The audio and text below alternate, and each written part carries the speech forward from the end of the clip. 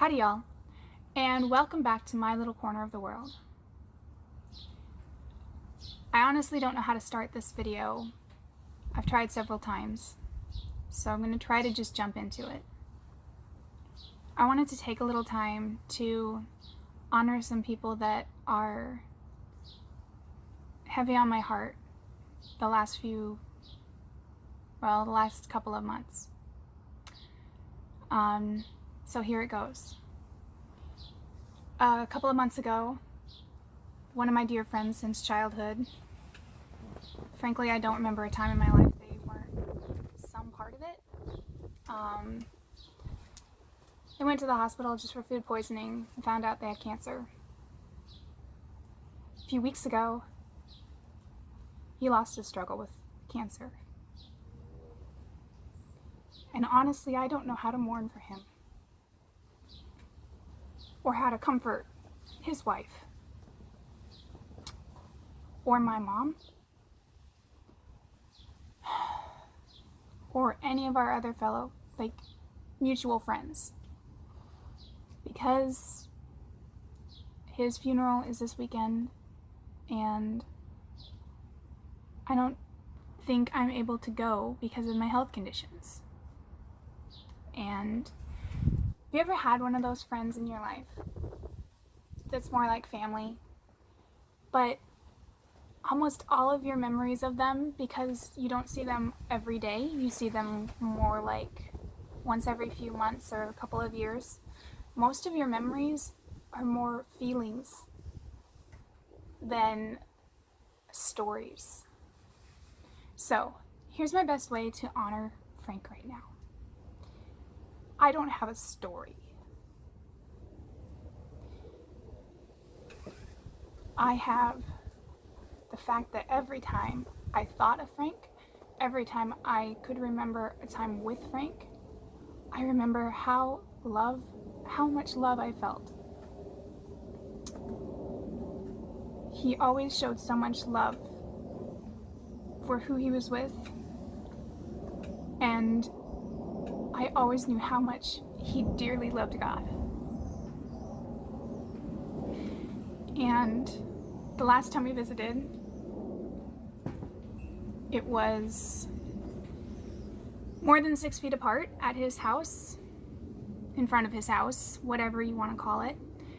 And he knew that he probably didn't have long this side of heaven. But he was comforting us and sharing the gospel with us. And I knew he would be okay.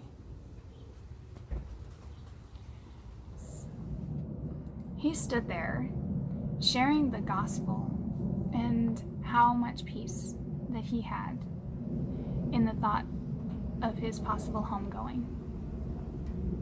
For those of you who haven't been raised in the church, homegoing is, we think of heaven as our home and not this earth. So to many, when we talk about our own passing, homegoing just sounds, right. It's not to put a code name on it, just feels right. The second person I want to honor is my Grandma Fran. My Grandma Fran is not technically my biological grandmother, but she's my grandmother by heart.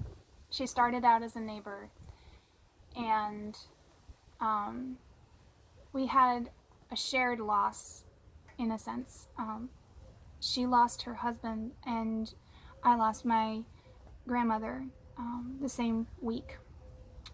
And then she moved to New York. And the funny thing is, before she moved, before the passing of her husband, I really didn't know her that well, because she stayed inside while her husband was the one out on a lawn chair that used to watch all of us neighborhood kids ride up and down and play games.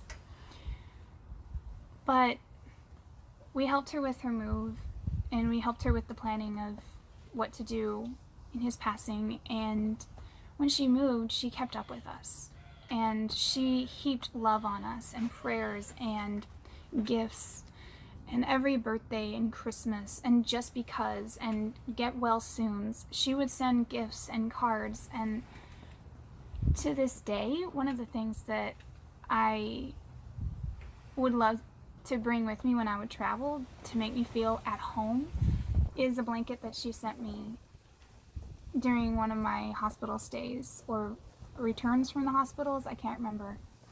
And it's Tweety Bird, and it's silly to anybody else and small, maybe not even that warm anymore, but it makes me feel at home and loved.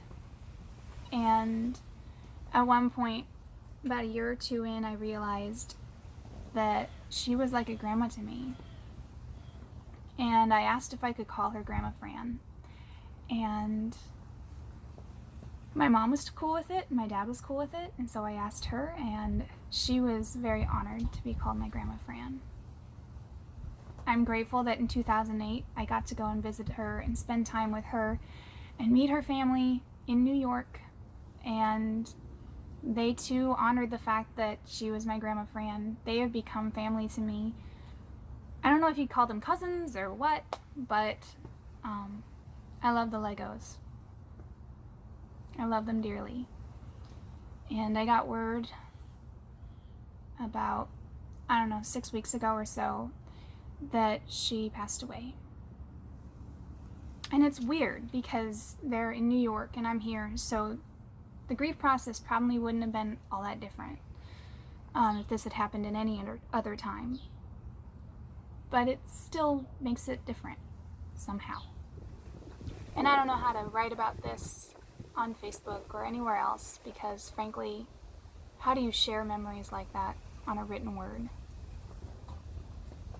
But I wanted to spend some time to honor those in my life that have passed away. And it's been like a really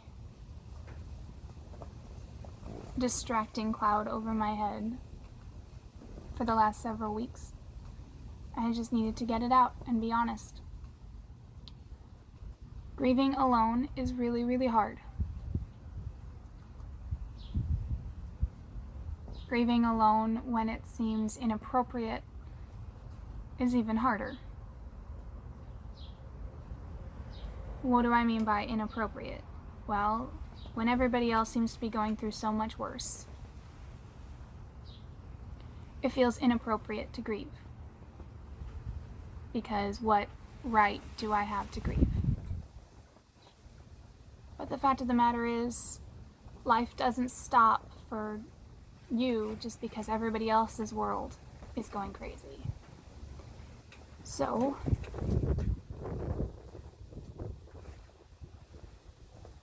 this is me saying, for all of you out there that are going through grief right now and have no clue how to handle it, and don't feel right sharing that right now, I understand. You have my permission, not that you needed it, to feel grief right now, even about things that aren't in the news, or things that are. And frankly, here's the other one that people don't want to say. Honestly, according to the Bible, you also have every right to also rejoice right now. If you are in a season of joy, good. Please let that joy sink in. Don't let the world tell you you're not allowed to feel joy. Right now, I feel grief. So I am grieving with those who grieve right now. So to the Fellner family, Legos, and